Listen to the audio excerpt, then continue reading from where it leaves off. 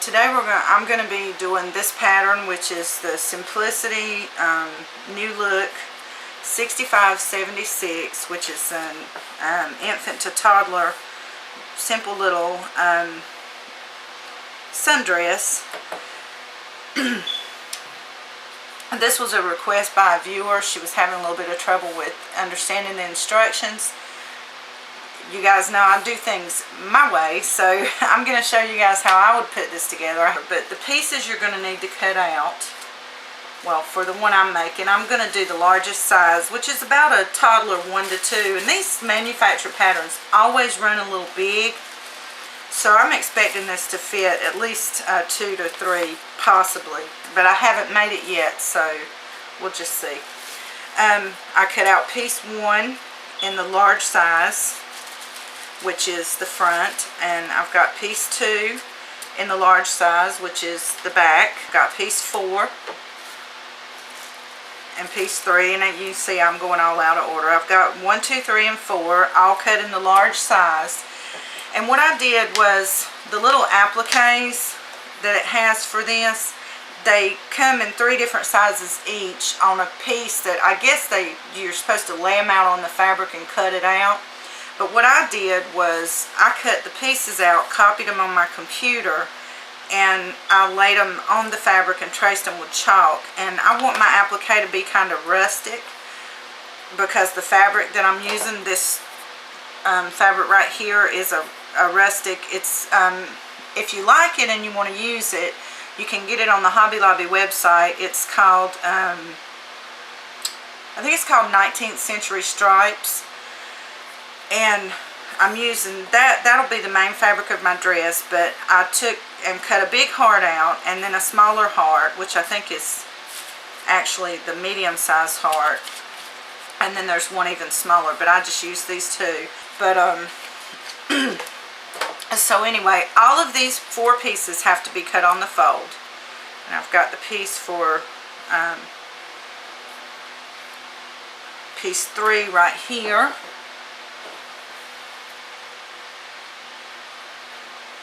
Piece 4, and then I've got 1 and 2, and they are all cut on the fold. And I did not do this on camera because I feel like it is just a silly waste of time to do that, but I wanted to show you in case there was any confusion. But like I said, all of the pieces have to be cut on the fold, and make sure that when you cut out your pattern pieces that you're cutting the same size for each one. You don't want to mix and match that, because then you'll have a mess that won't come together. These 2 pieces for the inside of the bodice, which you will sew on and turn, call for interfacing. I don't have any lightweight interfacing. All of my interfacing is basically what I use for handbags and things like that.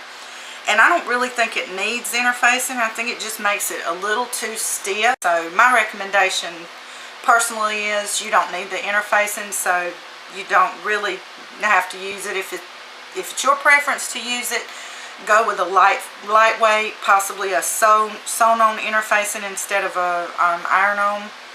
But you know, personally, like I said, I just don't think you need it. But anyway, let's get started constructing the little dress. Okay, so the first thing that I want to do with this dress is, I found that for me, if I go ahead and make the seam, the hem, it just comes together better for me. So what I'm going to do is line this dress up, and this has a rounded edge at the bottom. I'll be honest, I'm not really crazy about those because they never seem to come together right, especially if I try to do the hem after I've sewn the dress together. So I'm going to do it now. What I'm going to do is line it up, make sure that everything is even, but I'm going to pin it just on each side here, just with 1 pin, so it doesn't shift around.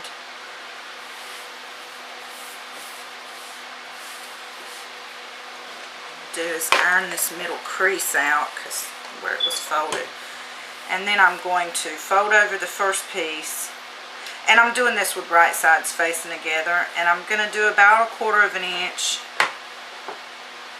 on the first fold, and just press it all the way down. I'm telling you, I really don't like these rounded edges. They don't work out the way the pattern maker intended for them to. Some people are just really good at this. Be honest, I'm not that great at hems, so I have to kind of play with it a little bit. And then I'm going to do a second fold on that same piece, just matching it up together. You know, it's exact same size.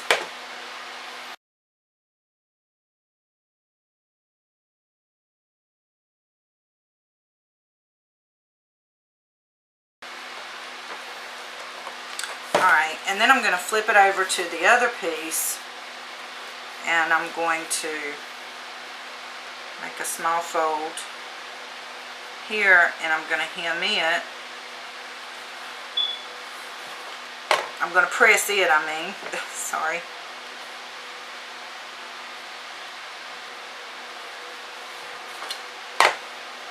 And see, I'm lining them up.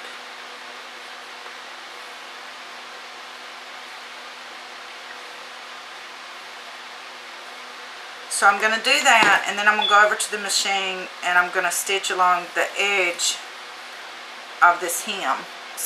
Okay, I needed to say that you take the pins out. You don't sew these together. You sew each one individually, each piece, because we still need to add the bodice pieces to this. Okay, I've got my hem sewn on each piece of the dress. Now, what I want to do is I want to attach these bodice pieces, but the first thing I'm going to do, since I'm not going to do a fold under of the bottom piece of the inside of the bodice, I'm going to take this over to my Kenmore. I had to make sure it was a Kenmore. My Kenmore 12 stitch, and I'm going to do a tight zigzag around, just around this bottom edge, because I want it to just look neat. You see my little stitch right along the edge, bottom edge of each one of these bodice pieces. Now what I want to do is take the matching pieces and line them up, right sides facing together, and I make sure I've got it. See, this zigzag causes a little bit of a curl to the fabric because you're making a tight stitch there, but it's not going to affect it. So we're going to line this up and start pinning.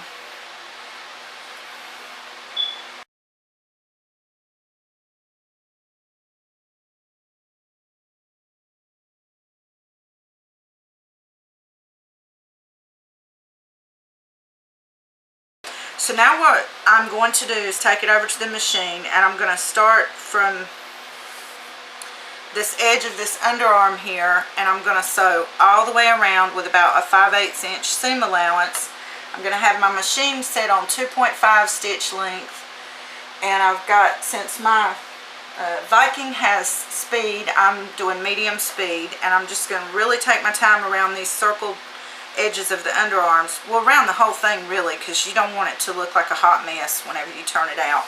But I'm going to do this with this front piece, and I'm going to do the same. I'm going to pin the bodice piece to the back piece too and do the same thing. I'm not sewing this or this. I'm just starting at the underarms, going all the way around and stopping at the other underarm.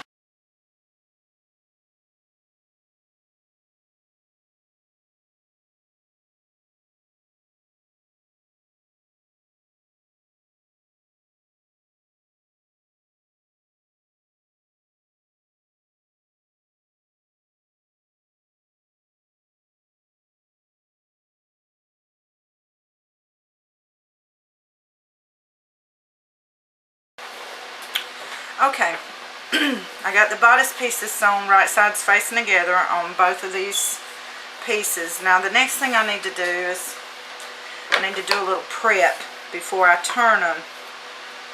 And I'm going to clip the corners.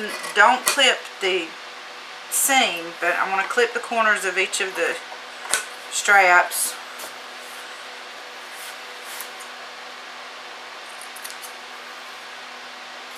it just makes them turn a lot neater. It's easier to make the little points on the turns. Now at the curved edges, what I want to do is just make a few little darts. I always forget how I do this. You don't clip the seam, you just clip close to the seam, making some little arrows. I know it probably looks like I'm clipping that seam, but I am not. You want to go about an inch.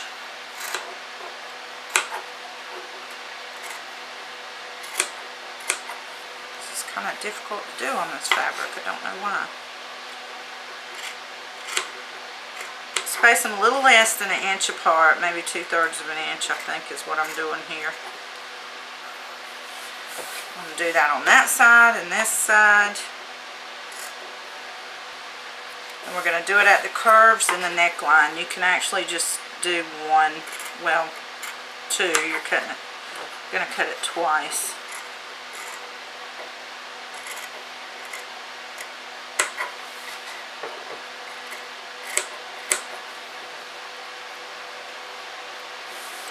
Okay, so I've done that one. Then we will do the front bodice. Same thing.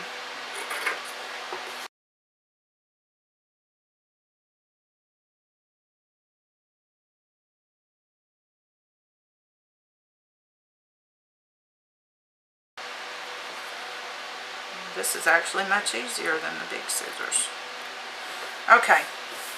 So we've got all of our little clippings, our corners clipped, our rounded edges clipped. And I just want to get you a little stick, a little wooden dowel. I'm going to turn these out so that they will be now wrong sides facing together. And you can use your little stick or little wooden dowel to poke out the corners.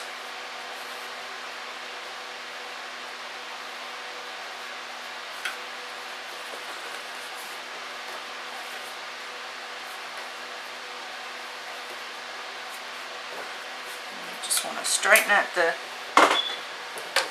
these curves, just get them all where the fabric is lined up together here.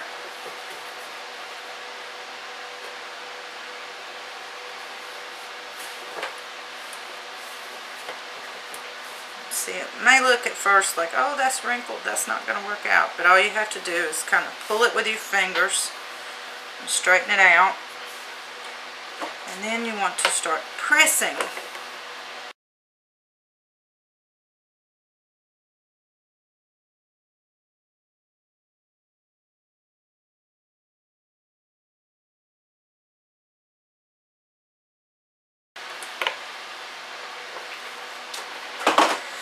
Alright, so now you can see we got that piece done and this piece done, and they're all neat and pretty. So now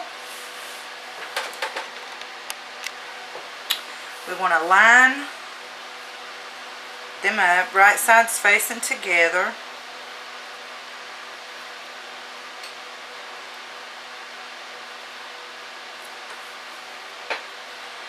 Line everything up, and we're going to pin it, and we're going to sew down the sides starting under the arm all the way down to the hem.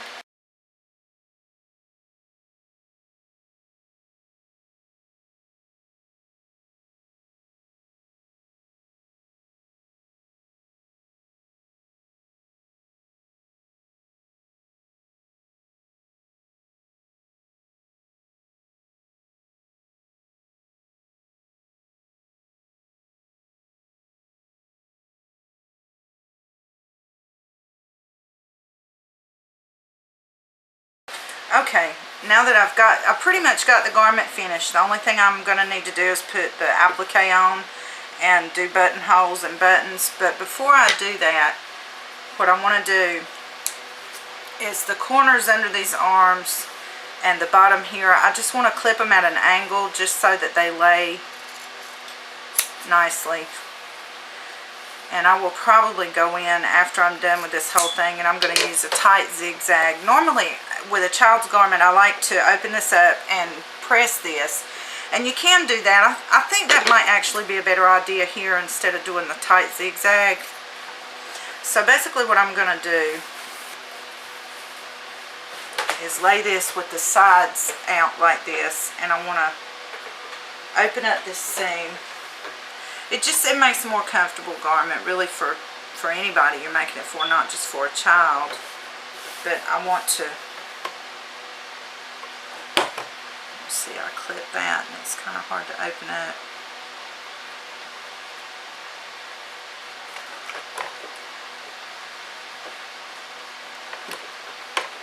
Just want to press it good, and if you want to, right on the sides here, you can just stitch that just a tiny little bit so that it doesn't show, but you can stitch it to keep that press seam open. I'm not going to do that here.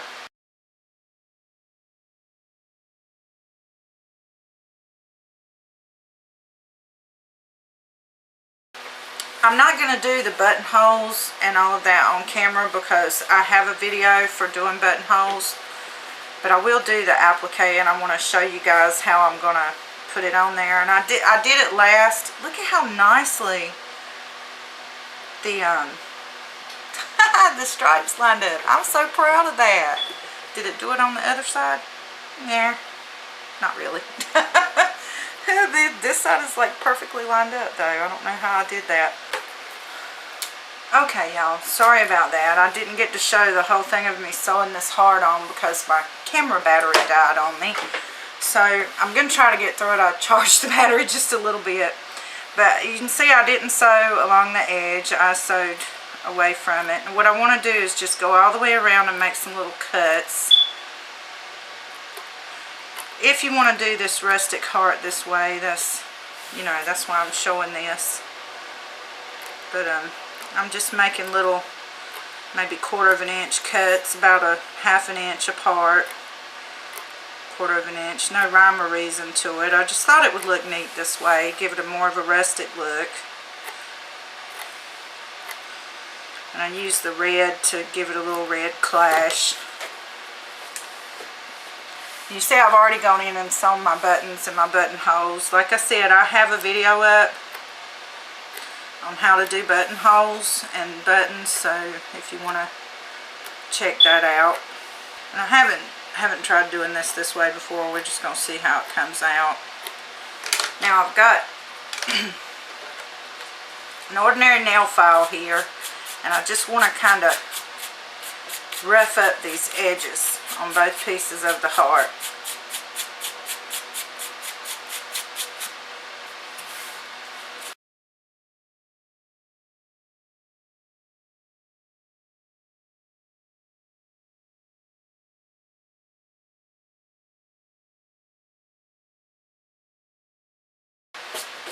Then you just have to shake off the fabric. I've got a lint roller. I'll probably go in with my lint roller and get some of that off.